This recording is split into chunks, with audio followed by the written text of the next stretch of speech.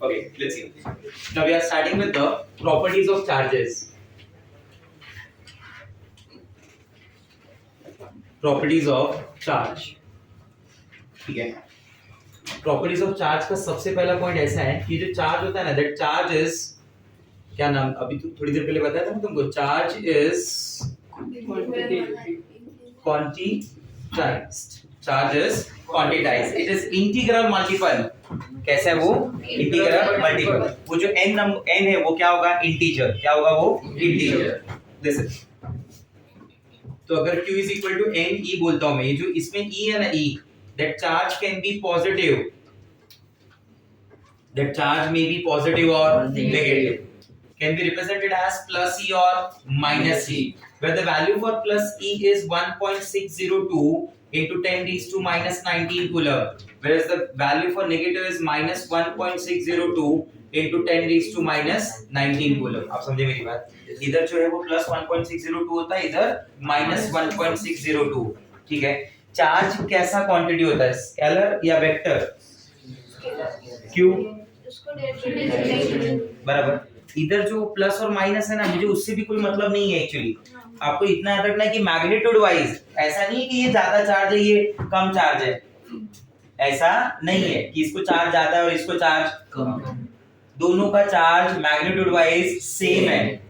These are the plus charges and these are the negative charges. If I say this side there are 50 negative, this side there are 50 positive, बराबर. तो number तो दोनों तरफ same ही है ना भाई.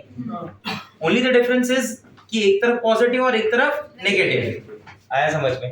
तो ये प्रॉपर्टीज ऑफ चार्जेस का सबसे पहला पॉइंट है कि चार्ज क्या होता है? चार्जेस बराबर where it is integral multiple of e, where n is integer, where e is the charge बराबर on one electron you can say बराबर हिसाब से, या जो भी चार्ज दिया रहेगा उसके बारे में. सेकंड पॉइंट में ऐसा बोल रहा हूं कि मान लो these are the q1 and q2. q1 and q2 are the two charges. q1 and q2 are the two charges, and this q1 and q2, these two charges are separated by r. These are separated by r. ये r distance से क्या हो रहा है? Separate हो रहा है. q1 और q2 ये दोनों चार्ज को सेपरेट करने का डिस्टेंस क्या है? r. अगर मैं आपको एक ऐसा पॉइंट बोलता हूं कि इन दोनों के बीच का फोर्स ऑफ अट्रैक्शन क्या होगा, मतलब इन दोनों के बीच का फोर्स क्या होगा, इन दोनों चार्जेस का फोर्स क्या होगा, बराबर. तो ऐसे चार्जेस को बोलते हैं कोलम्बिक फोर्सेस. ऐसे फोर्सेस को क्या बोलते हैं? Coulombic forces. ऐसे चार्जेस के फोर्स को.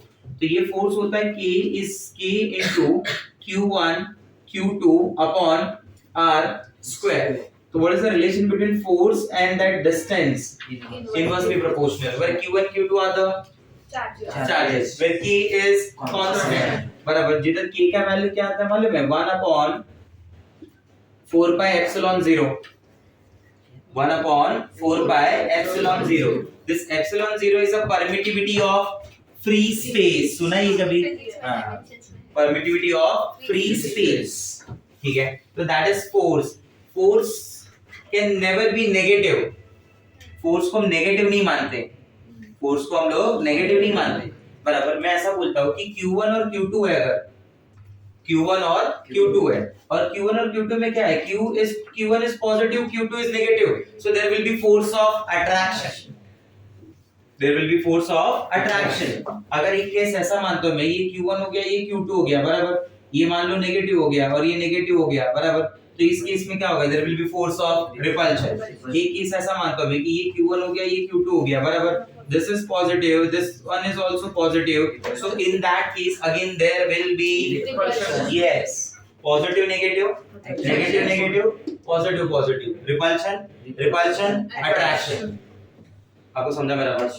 पॉइंट नंबर 3 में मैं ऐसा बोल रहा हूं, here we are talking about potential energy. Potential energy को हम लोग ऐसा लिखते हैं k into q1 q2 upon r. This is r square and that is r. ठीक है. अगर q1 and q2 ये दो चार्जेस हैं, बराबर, और इनके बीच का डिस्टेंस क्या है? r. मैं बोलता हूँ कि मैं इस डिस्टेंस को डिक्रीज कर रहा हूँ. If the radius, if that distance between q1 and q2 decreases, ठीक है. Listen. अब ये भी मैटर करता है q1 और q2 कैसे टाइप के चार्जेस हैं. अगर q1 पॉजिटिव है और q2 नेगेटिव है, बराबर. अगर q1 क्या है? पॉजिटिव.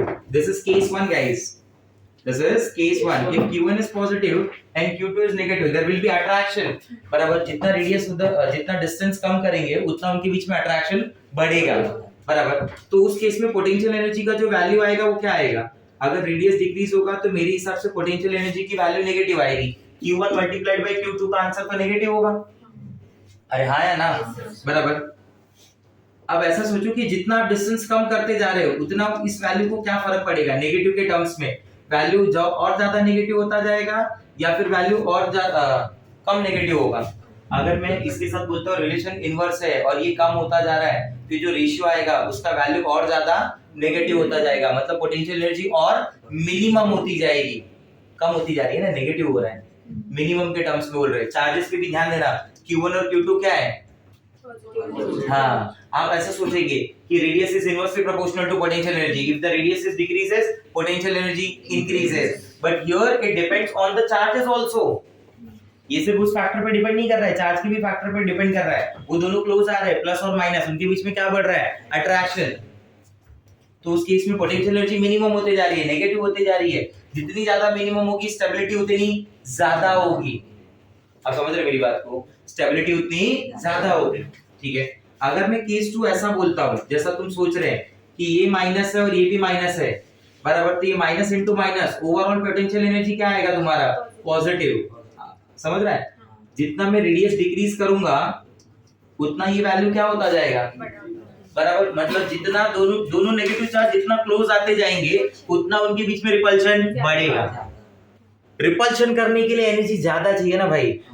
रिपल्शन का गुस्से में होते तब ना, उसके लिए एनर्जी ज्यादा चाहिए. खुश रहने के लिए एनर्जी ज्यादा चाहिए, गुस्से के लिए ऐसा सोचो. तो रिपल्शन हो गया उधर.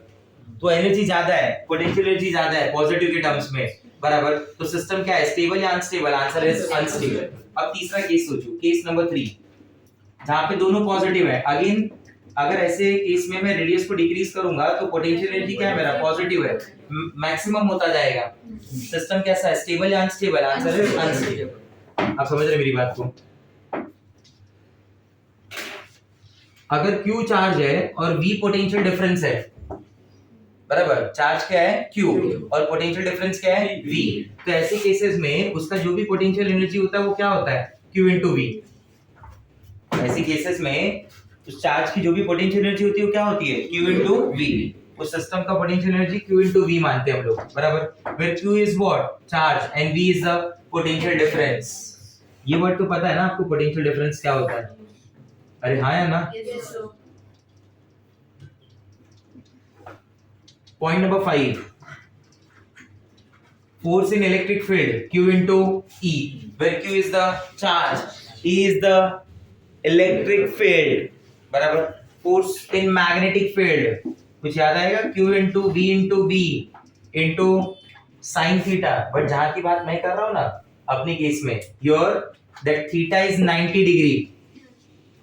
ये जो वेलोसिटी और ये जो b है ना मैग्नेटिक फील्ड, वो दोनों एक दूसरे को क्या है? परपेंडिकुलर. तो sin थीटा sin 90 डिग्री हो जाएगा. तो मैं क्या लिखूंगा इसको? Q into V into B sin 90 degree. What is the value of sin 90 degree?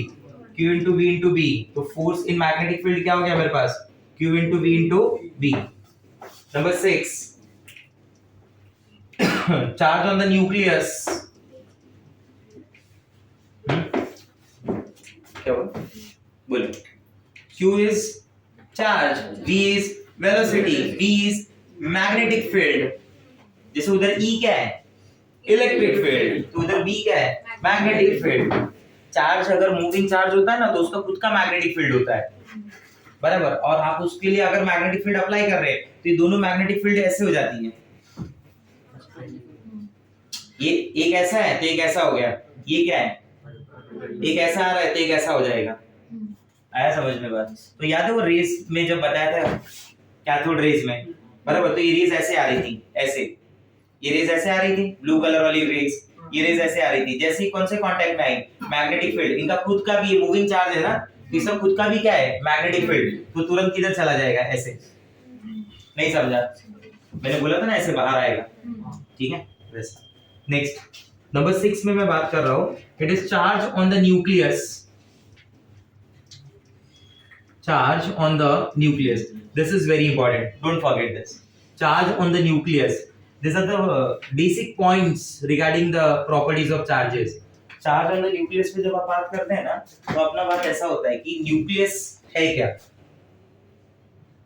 Nucleus it consist of proton and neutron. Proton and neutron, sum of proton and neutron, और you can say number of proton and neutron are togetherly called nucleons. याद आ रहा है? Proton और neutron के number को साथ में क्या बुलाते हैं? Nucleons. Number of nucleon is equal to mass number. Mass number is represented by A. कुछ याद है? नाउ यू टेल मी, इसमें से चार्ज कौन देता है, प्रोटॉन या न्यूट्रॉन? प्रोटॉन. न्यूट्रॉन का तो कोई चार्ज होता ही नहीं है. आप समझ रहे मेरी बात को? ठीक है. तो अगर मैं बोलता हूं कि एक न्यूक्लियस के ऊपर प्लस Ze का चार्ज होता है, तो क्या आप मेरी बात मानोगे कि this is the charge on the nucleus? बोलो हाँ या ना. आप मानोगे मेरी बात कि this is the charge on the nucleus? पूछो कैसे. Tell me the number of proton. Nucleus, what is the representation? AXZ ना किसी भी एटम का, where A is what? Mass number. And what is mass number? Basically proton and neutron. What is Z? Atomic number. What is that? Proton. तो इसमें proton और neutron में, तो neutron को क्या मानते हो तुम? न्यूट्रल. तो उसके चार्ज का तो कोई मतलब ही नहीं हुआ. एंड यहाँ पे मैं कैलकुलेट क्या कर रहा हूँ, मास या चार्ज? चार्ज. तो मुझे चार्ज पे इंटरेस्ट, मैं चार्ज में इंटरेस्टेड हूँ. न्यूट्रॉन का चार्ज इज न्यूट्रल, प्रोटॉन का चार्ज इज पॉजिटिव. कितना? Plus E. इलेक्ट्रॉन का जैसा माइनस ही नहीं मान लेते तुम, वैसा प्रोटॉन का क्या मानोगे? Plus E. आणि आतमध्ये किती प्रोटॉन? Z. क्योंकि प्रोटॉन का नंबर तो P होता है, एटॉमिक नंबर ना. अंदर प्रोटॉन कितने? हाँ. तो बस खत्म. क्या मैं ऐसे लिख सकता हूँ, charge on one proton is E. What do you guys say? Yes or no? एक प्रोटॉन के ऊपर का चार्ज E होता है. जब अंदर Z प्रोटॉन हो जाएंगे, कितने? Z प्रोटॉन, तो चार्ज क्या हो जाएगा? Ze. Therefore, yes, charge on the nucleus is equal to plus Ze. This is the charge on the nucleus. आया समझ में? क्लियर है मेरा बात? ठीक है. लिक्विडिंग properties of charges. And rather than that, मैं कुछ पॉइंट्स बोल रहा हूँ, पहले वो लिखेंगे.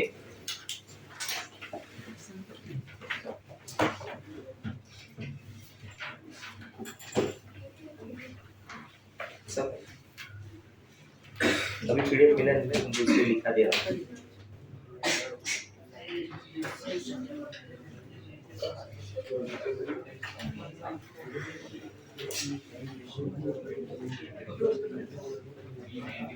हाँ, लिख लो छापो.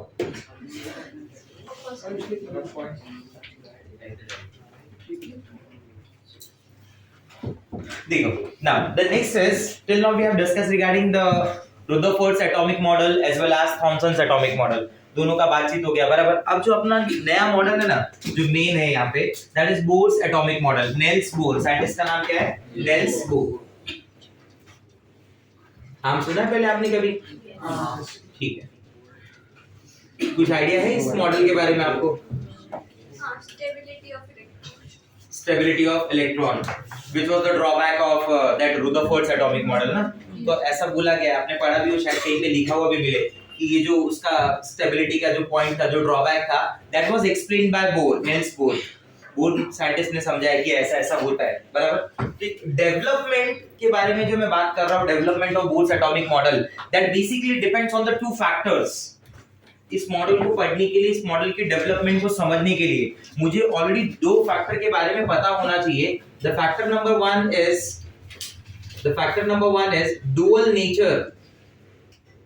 dual nature of electromagnetic wave. Dual nature of electromagnetic wave. In a simple word we say light. Dual nature of light. ये जो sunlight आ रही है ना, that sunlight is an example of electromagnetic wave. Electromagnetic radiation. Electromagnetic wave और you say electromagnetic radiation. You know ना कि heat transfer होने के कई सारे मोड होते हैं.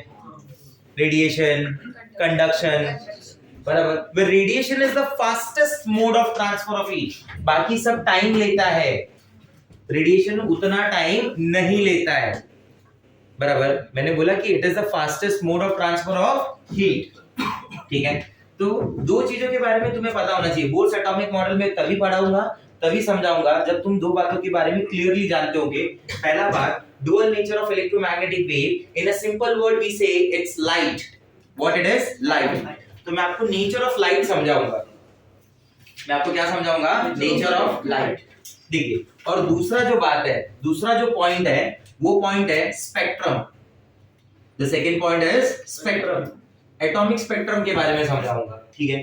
तो जब मैं स्पेक्ट्रम और डुअल नेचर दोनों पढ़ा दूंगा, तब हम लोग स्टार्ट करेंगे बोर्स एटॉमिक मॉडल। क्योंकि बोर्स का एटॉमिक मॉडल का जो डेवलपमेंट है, उसके दोनों पिलर्स हैं, स्पेक्ट्रम एंड डुअल नेचर, बराबर। ये जो इलेक्ट्रोमैग्नेटिक वेव का बात हो रहा है, बराबर, ये जो इलेक्ट्रोमैग्नेटिक वेव है, जो लाइट है, जैसे मैं बोलूं कि नेचर ऑफ लाइट के ऊपर अगर मैं बात करूं, किसके ऊपर बात कर रहा हूं मैं? Nature of light. तो लाइट पे ना दो टाइप का नेचर होता है, जो आइंस्टाइन ने प्रूव भी किया आगे चल के। एक नेचर जो होता है उसको हम लोग बोलते हैं पार्टिकल नेचर। कौन सा नेचर? Particle nature. और दूसरा नेचर जो होता है उसको हम लोग बोलते हैं वेव नेचर। कौन सा नेचर? वेव नेचर, बराबर। Wave nature was explained bye interference, diffraction, बराबर। ये सब जो चीजें हैं, ये जो नाम मैं ले रहा हूं, इंटरफेरेंस, डायफ्रैक्शन, बराबर, ये सब जो थियरीज हैं, वो थियरीज लाइट के कौन से नेचर को रिप्रेजेंट करती हैं? वेव नेचर, बराबर। पार्टिकल नेचर के लिए we have theories like black body radiation. क्या नाम है थियरी का? Black body radiation, photo electric effect. ये सब जो थियरी है, ये कौन से नेचर को एक्सप्लेन करती है? Particle nature. ये थियरीज यहाँ पे जो है इंटरफेरेंस, डायफ्रैक्शन, ये सब किसको एक्सप्लेन करता है? Wave nature. तो जो एक लाइट है उसके पास दो फॉर्म होती है, वेव फॉर्म भी होती है और पार्टिकल, इसलिए उसको बोलते हैं कि लाइट का नेचर कैसा होता है? Dual nature. तो इस डुअल नेचर को मुझे समझना है। तो इस डुअल नेचर को समझने के लिए, इन सब बातों को समझने के लिए, here I am starting with electromagnetic wave. मैं किसके बारे में समझाना चालू कर रहा हूं? इलेक्ट्रोमैग्नेटिक वेव, बराबर। सनलाइट जो आ रहा है, that sunlight is an example of electromagnetic wave. That sunlight is an example of electromagnetic wave. Wave आपको समझते हैं कि वेव क्या होता है? एक पीरियोडिक डिस्टरबेंस होता है ना, बराबर। जैसे ये ऐसा कुछ समझता है, ऐसा, यही क्या बोला जाता है? वेव। ये हो गया लाइन ऑफ प्रोपोगेशन। ये क्या हो गया? लाइन ऑफ प्रोपोगेशन, बराबर। वो हार्डकोर ट्रेनिंग सुना होगा ना, HIIT, नहीं सुना है? HIIT, अरे ये स्टडीज से रिलेटेड नहीं है, जिम में होता है ना HIIT, रेजिस्टेंस ट्रेनिंग, वर्कआउट्स। चलो ठीक है, सिंपल से वर्ड में बोलता हूँ। दो रस्सी जैसा रहता है, ऐसा उठाते हैं, ऐसे ऐसे ऐसे ऐसे, क्या डेवलप होता है वो? ये क्या कर रहा है? That is periodic disturbance. नहीं समझा? Periodic disturbance. आप यहाँ से क्या क्रिएट कर रहे हो? यहाँ से आप ऐसे ऐसे ऐसे होते हैं, ऐसे पीरियोडिक डिस्टरबेंस क्रिएट कर रहे हो, तो उससे वो क्या बन रहा है? वेव बन रहा है। क्या बन रहा है? वेव। और वेव में ये क्या है? This is the line of propagation. This is the line of propagation, बराबर। तो ये जो वेव होती है ना, they consist of electric field as well as magnetic field both. I repeat, this waves consist of electric field and magnetic field. This sunlight are the examples of wave. This white light is an example of wave. और in wave के अंदर electric और magnetic field दोनों होता है, बराबर। And these two fields are perpendicular to each other. Can I say this are the x y z axis, बराबर। x axis, y axis and z axis. Suppose this is y axis, x axis, तो ये क्या हो गया? z axis, बराबर। तो इसमें ऐसा है कि एक एक्सिस के ऊपर क्या है? इलेक्ट्रिक फील्ड, एक एक्सिस के ऊपर क्या है? Magnetic field. तो ये क्या है? आया समझ में? तो electric field and magnetic field, ये क्या है यहाँ पे? परपेंडिकुलर। आया समझ में? And this wave consist of, in waves के पास क्या होता है? वेव ट्रैवल कर रही है तो उसके पास इलेक्ट्रिक फील्ड भी होगा और मैग्नेटिक फील्ड भी होगा। ये एक इलेक्ट्रिक फील्ड और ये एक मैग्नेटिक फील्ड, तो वेव ऐसे ट्रैवल कर रही है। नहीं समझा? क्लियर हो रहा है मेरा बात? तो those waves which consist of electric and magnetic field are called electromagnetic waves.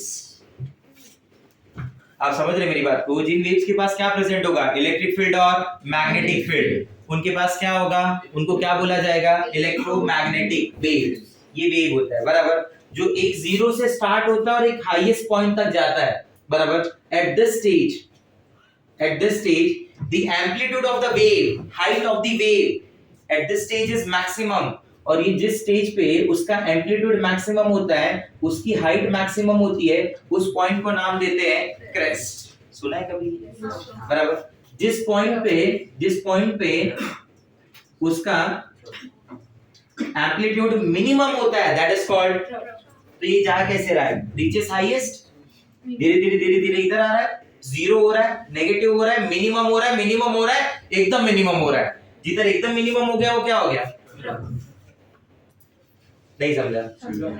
Again it is zero, again it is maximum. So what's this? आप समझ रहे हैं? इसी ये जो दो है, इनके बीच के इसको ही क्या बोला जाता है? वेव. ये जो दो है इनको ही क्या बोला जा रहा है? वेव. आप समझ रहे मेरी बात को? ऐसा है. क्लियर हुआ? तो इसके कुछ पॉइंट्स हैं, कुछ टर्म्स हैं जो मुझे समझने हैं. ठीक है, आपको समझा सनलाइट के बारे में जो बताया, परपेंडिकुलर होता है, इलेक्ट्रिक फील्ड, मैग्नेटिक फील्ड, किसको? इस वेव के ओरिजिन से समझ में आ रहा है ये सारी चीजें. ठीक है, ये समझ में आया कि जो एम्पलीट्यूड है उसे क्या नाम दिया गया है? बराबर, हाईएस्ट. इसे एम्पलीट्यूड बुलाता है. क्या बुलाता है? एम्पलीट्यूड. तो वेव के कुछ कैरेक्टरिस्टिक्स हैं जो मुझे पता होनी चाहिए. बराबर, जैसे सबसे पहला वेवलेंथ. नाम सुना है कभी? In a simple word I define it is length of the wave. It is length of the wave. It is a distance between two consecutive or नहीं समझा? लेंथ वर्ड आ गया ना किसी के पास भी? वेव लेंथ ऑफ द ऐसा बोल दो. नहीं समझा? बोलने के लिए एक्चुअल में डिफाइन कैसे होगा? It is a distance between two और कॉन्सेक्यूटिव. शाबाश. नहीं समझे मेरी बात? बराबर. तो यहां से लेके यहां तक, बराबर, ये वो हाईएस्ट पॉइंट और ये हाईएस्ट पॉइंट. बराबर, जैसे मैं इसको नाम क्या दे दूं और ये क्या नाम हो गया? आप समझ रहे मेरी बात को? ऐसे आ रहा है, ऐसे आ रहा है. बराबर, this is the line of propagation. समझे? नहीं समझा? तो that will be called as what? बराबर. ये लेंथ हो गया किसका? वेव. लेंथ किस में रिप्रेजेंट किया जाता है? लेंथ का यूनिट होता है, wavelength is represented bye lambda. बराबर. और लेंथ की यूनिट क्या होती है? मीटर. बराबर, सबसे पॉपुलर. बाकी तो आपको पता ही है. 1 decimetre 10⁻⁻1, 1 centimetre 10⁻², 1 millimetre 10⁻³ 1 micrometre 10⁻⁶, 1 nanometre 10⁻⁹, 1 angstrom 10⁻⁻10, 1 picometer 10⁻12, 1 femto 10⁻15 metre. आया समझ में? यहाँ से फिर मैं सिर्फ इतना बताना चाहूंगा कि आप इतना याद रखें, conversion between metre, centimetre and millimetre, क्योंकि बाकी सारी बातें आपको पता है. तो मैं जस्ट कन्वर्जन से एक बार रिकॉल करा दे रहा हूँ. Metre to centimetre should be multiplied by 10⁻². Centimetre to millimetre should be multiplied by 10, only 10. Millimeter to centimeter should be multiplied by 10⁻⁻1. Centimeter to meter should be multiplied by 10⁻². If you want to convert that millimeter into meter, milli जो किसी को नहीं मिली, याद आया? 10⁻³ आया ना? Because milli is 1/1000 ना? 1/1000 का 10⁻³ वर्ग आएगा तो क्या होगा? 10⁻⁻3. ठीक है. Then we have discussed regarding the nanometer, angstrom and the picometer. याद आ रहा है कुछ? बराबर. Nanometer to angstrom should be multiplied by 10. Angstrom to picometer should be multiplied by 100. Picometer to angstrom should be multiplied by 10⁻². Angstrom to nanometer should be multiplied by 10⁻1. इकडे ते इकडे direct आएंगे, it is multiplied by 10⁻3. नहीं समझा? That is wavelength. ठीक है. Number 2, frequency. This frequency is represented by nu.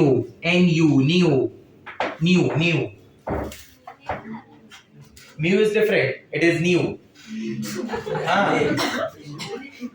This is mu. This is the Greek alphabet. Omicron word किधर का है? वो अल्फाबेट का ही वर्ड है, ग्रीक अल्फाबेट का. ये अल्फा बीटा किधर के है? वही है. नहीं समझा मेरा बात? Alpha, beta, gamma, delta, omega, epsilon, Omicron, ये क्रॉन, वो क्रॉन, ये सब न्यू, फ्यू, सब उधर के ही है. तब ये देखो, alpha, beta, gamma, delta, epsilon, eta पीटा theta iota, even mu nu दोनों दिया है, म्यू भी दिया है न्यू भी दिया है, आया समझ में? तो frequency is represented by nu. Yes, back to discussion. Frequency is represented by nu. It is the number of waves passed in 1 second through a point. ये मान लीजिए एक पॉइंट है, ये क्या है? पॉइंट. एक सेकंड के अंदर इसके थ्रू से कितना नंबर ऑफ वेव पास हो गया ना, that is what frequency. That is what frequency. आया समझ में? रिप्रेजेंट कैसे करते हैं? न्यू से. फॉर्मूला क्या लिखेंगे? What is nu? कैसे लिखेंगे इसका फॉर्मूला? बोलो. Nu is equal to 1/t. बोलो बोलो. और दूसरा भी एक फॉर्मूला है, c बाय लैम्बडा वाला.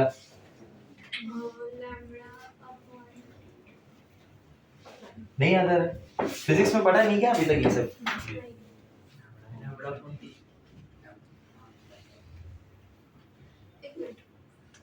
1/t तो है ही, 1/t तो है, उसका कोई डाउट ही नहीं है. और कुछ बोलो.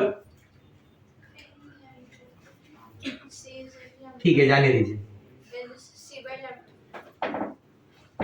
Nu is equal to c by lambda. छोड़ो, वो आगे बताता हूँ. देखो, new is equal to 1/t भी एक फॉर्मूला है. टाइम पीरियड देख लो जरा. पहले इसमें बता देता हूँ, फिर उसके टर्म्स में भी बताता हूँ. टाइम जो है ना, टाइम का यूनिट क्या देते हैं अपन? सेकंड देते हैं, हाँ है ना? तो उस हिसाब से इसका यूनिट क्या हो गया? इसके यूनिट पे फोकस करना जरा. यूनिट क्या हो जाएगा? It is second inverse, that is s-1. ऐसे भी लिखते हैं, बराबर. इसको ना ऐसे भी लिखते हैं, it is 1 cps, 1 cycle per second, बराबर. इसी को लिखते हैं 1 हर्ट्ज, बराबर. पर सेकंड हर्ट्ज. पर सेकंड इज बेसिकली हर्ट्ज. तो वो लोग 1 किलो हर्ट्ज ऐसा सब भी देते हैं. तो ये कितना हर्ट्ज हुआ बताओ? 1000 हर्ट्ज ना. कभी कभी वो लोग 1 मेगा हर्ट्ज भी लिखते हैं. कितना हर्ट्ज हुआ? 10⁶ हर्ट्ज, बराबर. तो 1 cps, 1 cycle per second is 1 hertz is equal to 1 per second. तो ये साइकिल पर सेकंड यानी 1 पर सेकंड. ये सब का मीनिंग एक ही होता है. क्या आपने कभी ऐसा सुना है? Nu is equal to frequency c by lambda. Frequency क्या होता है? c by lambda. c क्या है? That c is the speed of wavelength. तो पता ही है तुमको, बराबर. स्पीड ऑफ लाइट की यूनिट क्या देते मालूम है? Metre per second. और वेवलेंथ की यूनिट तुम क्या ले लोगे? मीटर. तो उस हिसाब से अगर लिखोगे तो क्या आ जाएगा? Metre per second upon metre. क्या मीटर मीटर कैंसिल हो सकता है? बराबर. तो जब ये कैंसिल हो जाएगा तो क्या बचेगा? पर सेकंड. आया समझ में? तो इसके एग्जांपल क्या बनती है? इसके क्वेश्चन क्या बनेंगे? ये काफी इजी क्वेश्चन नहीं बन जाएगा कि अगर मैं आपको किसी का वेवलेंथ दे दूं तो आप उसकी फ्रीक्वेंसी निकाल सकते हैं. Because what's the relation? ये तो कांस्टेंट होता है. तो क्या मैं ऐसा बोल सकता हूं nu is inversely proportional to wavelength, frequency is inversely proportional to wavelength? हां या ना? तो यहां से क्या ऐसा रिलेशन नहीं आ सकता? अगर आप ऐसा प्रोपोर्शनलिटी दिखाते हैं ना तो तुरंत समझ जाना. क्या आप ऐसा नहीं लिख सकते न्यू1 λ1 इज इक्वल टू न्यू2 λ2? बोलो बोलो. तो ये भी एक फॉर्म हो गया, ये भी एक फॉर्म हो गया. क्वेश्चन की टाइप क्या बनेगी? एक क्वेश्चन का टाइप ये होगा कि दैट स्पीड ऑफ लाइट, तो आपको पता ही है 3 × 10⁸ मीटर पर सेकंड. पता है ना? What is the speed of light? 3 × 10⁸ metre per second. gamma rays travel with the speed of light. gamma rays travel with the speed of light. Beta rays का speed थोड़ा कम है, gamma rays का alpha rays का speed बहुत ज्यादा कम है compare to the speed of light. Relatively अगर आप कंपेयर करेंगे ना स्पीड, उनका स्पीड कंपेयर करेंगे, वेलोसिटी वहां पे अगर कंपेयर, वेलोसिटी अगर हम कंपेयर कर रहे हैं तो सबसे ज्यादा किसके लिए होगा? गामा रेस के लिए. उसके बाद बीटा और सबसे कम अल्फा. क्योंकि अल्फा ऐसा सोच लो, उन पर उसको ऐसा याद रखो कि हैवी मास है ना, तो कम रहेगा, ऐसा सोच लेना. उसका लॉजिक ऐसा लगा लेना. What happened? ये समझा मैंने क्या बोला? न्यू1 λ1 इज इक्वल टू न्यू2 λ2. अगर एक फ्रीक्वेंसी, एक वेवलेंथ और एक फ्रीक्वेंसी दिया है तो आप दूसरा वेवलेंथ निकाल सकते हो. Answer is yes. क्वेश्चन समझ रहे हैं? यहां से क्या बन सकता है? क्लियर हो रहा है? ठीक है. Third is amplitude. Third is yes, that height of that amplitude is decided by basically the height of the wave. that height of क्या बोलते हैं? हाँ या ना? इसमें बोलते हैं कि हम लोग यहाँ पे एम्पलीट्यूड मैक्सिमम है, यहाँ पे एम्पलीट्यूड क्या है? मिनिमम है. And at this stage line of propagation पे द एम्पलीट्यूड इज 0. ऐसा सोचना है आपको. क्लियर हो रहा है बात? ठीक है. ए से रिप्रेजेंट कर सकते हो उसको. बाद में आपने ये सुना है वेव नंबर, सुना है वेव नंबर कभी? It is number of waves, it is number of waves present in per unit distance, number of waves present in per unit distance. अगर मैं मानता हूं कि ये 1 सेंटीमीटर का डिस्टेंस है, कितना? 1 सेंटीमीटर। अगर इस 1 सेंटीमीटर की डिस्टेंस में जितना भी नंबर ऑफ वेव्स आएगा, that will be called as wave number. उसे क्या बोला जाता है? Wave number. समझा मेरा बात? ठीक है। वेव नंबर के लिए यहाँ पे हम लोग लैम्डा बार भी यूज कर सकते हैं, ठीक है। तो इट इज रेसिप्रोकल ऑफ, बराबर, this is wave number, this is wave number, the number of waves passed in per unit distance. अगर इस फॉर्मूले से मैं इस फॉर्मूले को डिराइव करना चाहूं तो क्या हो जाएगा? Nu is equal to what? C by lambda. बोलो हाँ या ना? तो मैं क्या ऐसा लिख सकता हूं? Nu is equal to c into lambda bar. कहीं पे न्यू बार भी लिख देते हैं उसके लिए, नहीं क्या पे ना यहाँ पे न्यू बार भी लिखा रहेगा, तो वो देख लेना एक बार ध्यान से, ठीक है। उसका टेंशन मत लेना कि किससे रिप्रेजेंटेशन कर रहे क्या है। तो यहाँ का क्वेश्चन क्या बन जाएगा कि आपको फ्रीक्वेंसी दे दिया है और बोला कि वेव नंबर बता दो, आ जाएगा आंसर। आंसर इज यस, आएगा ही आएगा। तो वेव नंबर की उस हिसाब से यूनिट क्या हो जाएगी? बराबर, वेवलेंथ की यूनिट क्या होती है? मीटर, तो इसकी क्या होगी? पर मीटर। नहीं समझा मेरा बात? वैसा सोचना।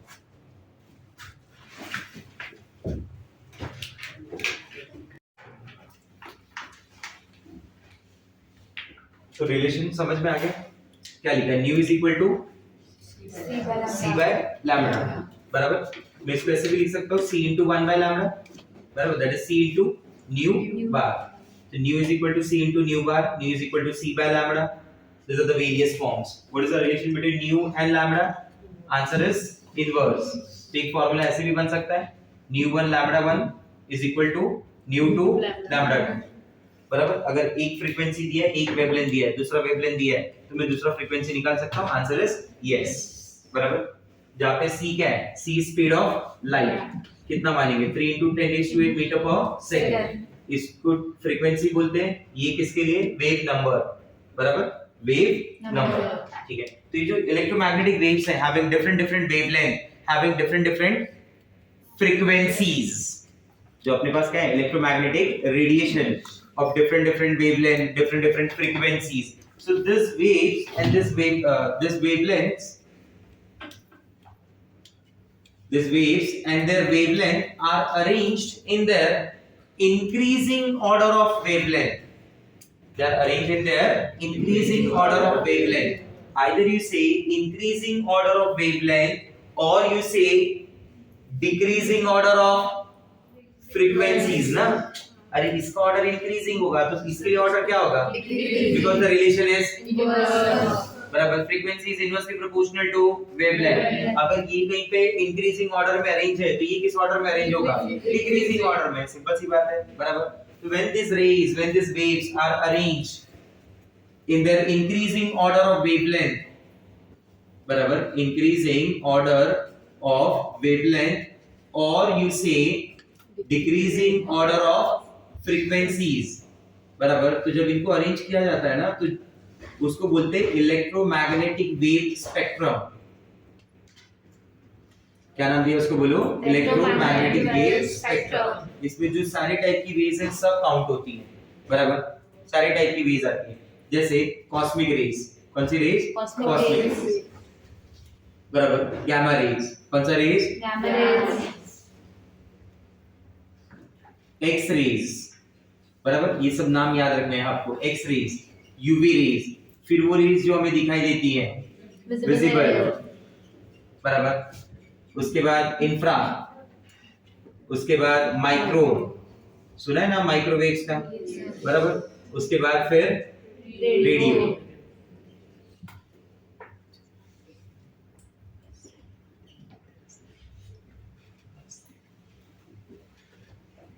This is the increasing order of wavelength. तो decreasing order of frequency. मतलब cosmic rays possess minimum wavelength, whereas the radio wave possess maximum wavelength. Visible में बात करेंगे तो visible further is Vibgyor. Visible further is Vibgyor. Visible के अंदर ये 7 different types है Vibgyor, जिसमें Vibgyor is 3800 एंगस्ट्रॉम से स्टार्ट होता है और इस पे आता है 7600 एंगस्ट्रॉम तक, बराबर। कहीं कहते ये वैल्यूज 4000 से 8000 भी दी रहती है, बराबर। हाँ, मतलब 4000 टू 8000, या फिर आप इसको बोलो 380 nanometre to 760 nanometre. What is the relation between nanometre and angstrom? 1 nanometre is 10 angstrom. ये तो पता है आपको, क्लियर। अब इनको याद करने के लिए अपन क्या बोलते हैं? अपन ऐसे याद करते हैं, शॉर्टकट क्या है? Vasco D gamma. बोलो, वापस बोलो, वापस बोलो, वास्को डी गामा आया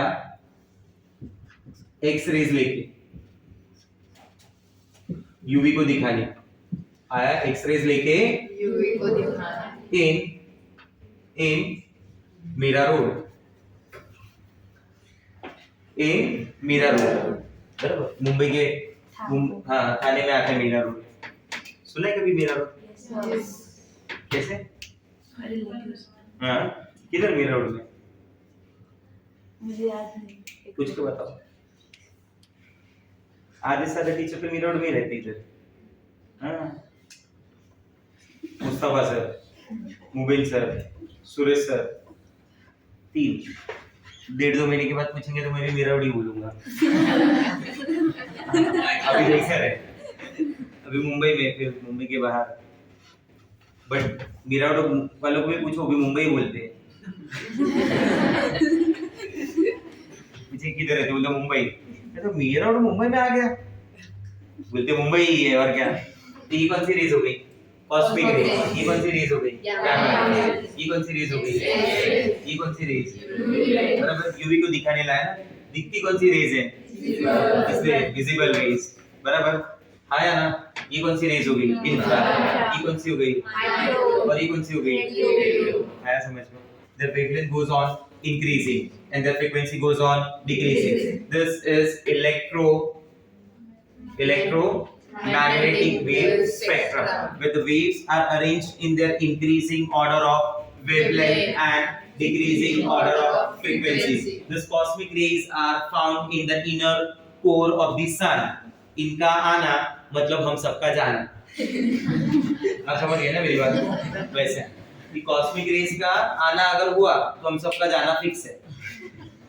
जो ये ट्यूबलाइट्स वगैरह होती है ना, उनके अंदर यूवी रेज आती है। उनमें से कौन सी रेज आती है? UV rays. बट इसके अंदर ना कोटिंग की रहती है, ऑक्साइड, सिलिकॉन ऑक्साइड्स की कोटिंग की रहती है, जो यूवी रेज को एब्जॉर्ब करने का काम करता है। विजिबल लाइट्स के बारे में तो तुम जानते ही है। विजिबल लाइट्स के अंदर क्या क्या है? बराबर, जो अपने रिमोट्स वगैरह होते हैं, एसी का रिमोट, टीवी का रिमोट, उनके अंदर की रेज को देखेंगे तो रेज कौन सी होती है? इंफ्रारेड। आया समझ में? ठीक है। जब आप तवे को हीट करते हैं, तवा समझते हैं आपको, जिसमें रोटी बनाते हैं, उसको चेक किया जाता है ना कि तवा गर्म हुआ है नहीं गर्म हुआ, उसके पहले ही रोटी नहीं डाल देते उस पे। हाँ या ना? बराबर। तो उसको जब ऊपर से देखेंगे ना, तो those rays are basically infrared. Those rays are also infrared. वो भी इंफ्रारेज के एग्जांपल होते हैं। ठीक है। अब अपने को बात किस पे करना है? अपने को बात करना है डुअल नेचर ऑफ लाइट, बराबर। तो मैंने आपको बोला था कि लाइट में 2 टाइप का नेचर है, वेव नेचर और पार्टिकल नेचर, बराबर। उस पार्टिकल नेचर को भी पढ़ने के पहले और समझने के पहले लाइट के अंदर पार्टिकल नेचर का तो बात करना ही है, बट उसको पढ़ने के पहले और समझने के पहले मुझे एक और थ्योरी के बारे में जानना है, जिसको हम लोग बोलते हैं प्लैंक्स थ्योरी, बराबर। Planck's quantum theory. पहले हम लोग ऐसा मानते थे, जब तक प्लैंक नहीं बोला था, हम लोग ऐसा मानते थे कि अगर ये सन है और ये सन की जो लाइट आ रही है, बराबर, ये सन से जो लाइट आ रही है, बराबर, अपने पास तक, it comes in continuous manner, it comes in continuous manner in the form of wave, comes in continuous manner in the form of wave. But Planck ने क्या बोला कि नहीं, ये रेज जो आ रही है ना, ये कंटिन्यूअस मैनर में नहीं आती, ये रेज आती है इन डिसकंटिन्यूअस मैनर। ये रेज कैसे आती है? They travel in the form of wave, no doubt. They travel in the form of wave, बराबर। बट वो कंटिन्यूअस फॉर्म में नहीं होती, वो ब्रेक होके आती है। जैसे ये देखो, ये चार अलग अलग फॉर्म, 4 फॉर्म में ब्रेक होके आ रहा है, ये एक नहीं है पूरा, बराबर। अगर मैं बोलता हूं कि ये एनर्जी जो है ना, तो मैं इसे बोलूंगा ये 4e है। क्या ये? 4e। इधर में क्या बोलूंगा? ये क्या है? 3, इधर में क्या बोलूंगा ये क्या है 2e, इधर में क्या बोलूंगा ये क्या है e। आप समझ रहे हैं e 2e 3 4e का मतलब this energies come in the form of packets. इस सनलाइट से जो एनर्जी आ रही है ना वो कैसे फॉर्म में आ रही है in the form of packets. these packets, these are called energy packets, these are called energy packets, they are called energy bundles, बराबर। they are popular by the name of quanta, they are popular by the name of quanta, इन्हें बोला जाता है quanta energy packet. these energy packets, energy bundles are called quanta, इन्हें quanta के नाम से बुलाया जाता है। उसने बोला ये डिसकंटीन्यूअस फॉर्म में आता है, ये एक साथ में नहीं आता। वेव, वो जो लाइट है it travel in the form of wave, but that absorption और emission is in discontinuous form, is in particle form। कभी भी discontinuous form ऐसा सब जब वर्ड आता है ना तो मतलब वो किस फॉर्म किस नेचर के बारे में बात कर रहा है, पार्टिकल नेचर। तो इधर भी वही बात हुआ कि रेज इन पैकेट्स की फॉर्म में आती है, बंडल्स की फॉर्म में आती है। इसकी स्टडी में ये पता चला कि ये जो एनर्जी है, रेज की जो एनर्जी है is proportional to a frequency, is directly proportional to a frequency, बराबर। और ये फ्रीक्वेंसी जब प्रोपोर्शनलिटी का साइन हटाएंगे तो क्या आ जाएगा मालूम है, E is equal to h nu, बराबर, फॉर वन क्वांटा, बराबर। लेकिन अगर n नंबर ऑफ क्वांटा होंगे तो इसी को मुझे ऐसा लिखना पड़ेगा, E is equal to n into h into nu। What is nu? You already know what is nu. Nu is c by lambda ना। तो क्या मैं इस फॉर्मूले को ऐसे भी लिख सकता हूँ, E is equal to hc by lambda। तो मैं इस फॉर्मूले को ऐसे भी लिख सकता हूँ, E is equal to n into h into c by lambda। बोलो हाँ या ना? अरे समझ आ रहा है? फिर मैंने आपको क्या बताया था, c into 1 by lambda याद है? तो what is 1 by lambda is wave number। तो instead of writing c by lambda, मैं डायरेक्टली उधर क्या लिख सकता हूँ, sorry, instead of writing 1 by lambda, what I should write there? मतलब ये फॉर्मूला ऐसे भी बन सकता है, E is equal to h into c into wave number। ये फॉर्मूला ऐसे भी बन सकता है, E is equal to n into h into wave number, sorry, c into wave number। आप समझ रहे मेरी बात को? हाँ या ना? बराबर। ये क्वांटा अगर विजिबल रेंज का होगा, quanta of visible range are called photons, quanta of visible range are called photons। मतलब सारे क्वांटा को फोटोन नहीं बोला जाता है, सिर्फ उन्हीं क्वांटा को फोटोन बोला जाएगा, उन्हीं एनर्जी पैकेट्स को फोटोन बोला जाएगा जो विजिबल, जो क्या हो, विजिबल वाले रेंज के हो, उन्हीं सिर्फ क्या बोला जाएगा, फोटोन, बराबर। तो इसमें E का मतलब क्या हो गया, H का मतलब क्या हो गया, सब बता दे जाओ। E का मतलब क्या है उधर, एनर्जी, बराबर। H क्या है, प्लैंक्स कांस्टेंट, बराबर। और ये जो H प्लैंक्स कांस्टेंट है इसका वैल्यू है 6.636 into 10 raised to minus 34 joule second. It's not joule पर second, it is joule second. Student का सबसे बड़ा गलती यही होता है, वो जूल पर सेकंड लिखता है हमेशा, क्योंकि उसको पर सेकंड लिखने की आदत है हमेशा। इट इज जूल सेकंड, ध्यान देना, 6.6 into 10 raised to minus 34 joule second. तो H क्या हो गया, what is H? H is Planck's constant, बराबर। तो अगर आपको कोई पूछे कि प्लैंक्स क्वांटम थ्योरी ने क्या समझाया, क्या बताया, तो उसने एक सिंपल सी लाइन बताई कि एनर्जी जो आती है, बराबर, जो एनर्जी आ रही है उन रेज में जो एनर्जी है, that energy is in discontinuous form. वो एनर्जी आती है पैकेट की फॉर्म में, ना कि कंटीन्यूअस फॉर्म में। आप समझे मेरी बात? वो एनर्जी आती है n नंबर ऑफ फोटॉन्स की फॉर्म में, जैसे इधर एक फोटोन आया, इधर दो फोटोन आया, इधर तीन फोटोन आया, इधर चार फोटोन है, बराबर। और उसका रिलेशन फ्रीक्वेंसी के साथ क्या होता है, डायरेक्ट। फार्मूला अप्लाई करने पे क्या आएगा, E is equal to h nu। n number of photon mention है, ये तो वन क्वांटा के लिए हो गया ना, ये n number of quanta, n number of photon के लिए होगा। समझ रहे मेरी बात? हाँ यार, न्यू क्या हो गया आपके पास, फ्रीक्वेंसी, न्यू बार क्या हो गया, वेव नंबर, c क्या हो गया, स्पीड ऑफ लाइट। समझा नहीं समझा, बराबर। एनर्जी ऑफ, सुनना मेरी बात को ध्यान से, energy of 1 mole of photon, I repeat, energy of 1 mole of photon is called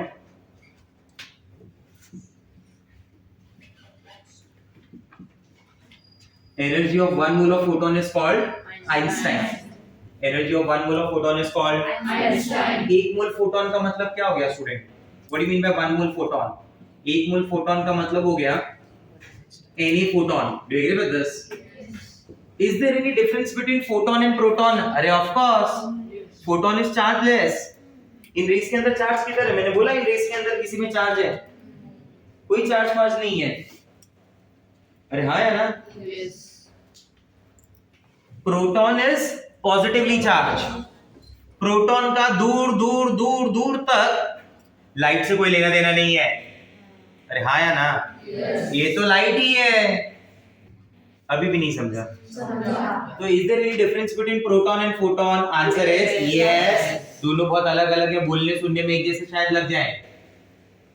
वो लग रहे हैं तो आपकी गलती है. प्रोटॉन अलग, फोटॉन अलग.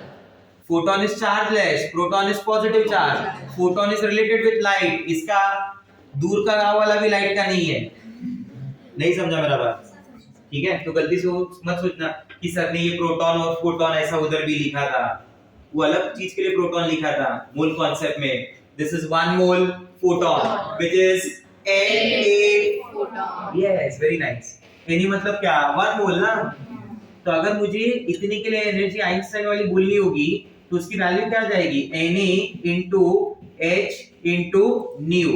या फिर मैं इसको ऐसे लिखूंगा Na into h into c by lambda. या फिर मैं उसको ऐसे लिखूंगा Na into h into c into nu by different forms. नहीं समझा? अरे ये चीज तो लिख के दिया, सिर्फ उस n को रिप्लेस कर दिया सीधा, because we are talking about 1 mole of photon. नहीं समझा? क्लियर हो रहा है मेरा बात? ये समझ में आया? Any doubt with this? Sure, everyone. ठीक है, let's start with the examples. अगर मान लो मुझे ऐसा एग्जांपल दिया गया, ठीक है, मुझे क्या बोला गया कि फ्रीक्वेंसी गिवन है. क्या गिवन है? Frequency. Find out the energy of the wave. Find out the energy of the wave. Number अगर नहीं मेंशन किया तो मैं 1 मान के चलूंगा. अगर नंबर नहीं मेंशन किया है तो मैं उसे क्या मान के चलूंगा? 1. क्योंकि n नहीं मेंशन किया तो मैं 1 मान लूंगा. तो मेरे लिए फार्मूला क्या हो जाएगा? E equal to h nu. बराबर, न्यू दिया हुआ है, आया ना? h दिया हुआ है. हाँ, h कांस्टेंट ना. What is the value for h? 6.6 into 10 raised to minus 34 joule second. तो ये दिया हुआ है, ये भी दिया हुआ है. क्या मैं एनर्जी फाइंड आउट कर सकता हूँ? यस. बराबर. मुझे मान लो लैम्डा दिया हुआ है और एनर्जी निकालने को बोला तो लैम्डा ऑलरेडी गिवन है, c मालूम है, h मालूम है, e आ जाएगा. यस. नहीं समझा? अगर मुझे वेव नंबर दिया हुआ है तो मुझे c मालूम है, मुझे h मालूम है, e आ जाएगा. बराबर. मुझे नंबर ऑफ फोटॉन्स भी दिए हैं तो मुझे नंबर ऑफ फोटॉन्स मालूम है, फ्रीक्वेंसी मालूम है, h मालूम है. We can calculate. आया समझ में? क्लियर है? So let's start with the numericals. Write down the examples.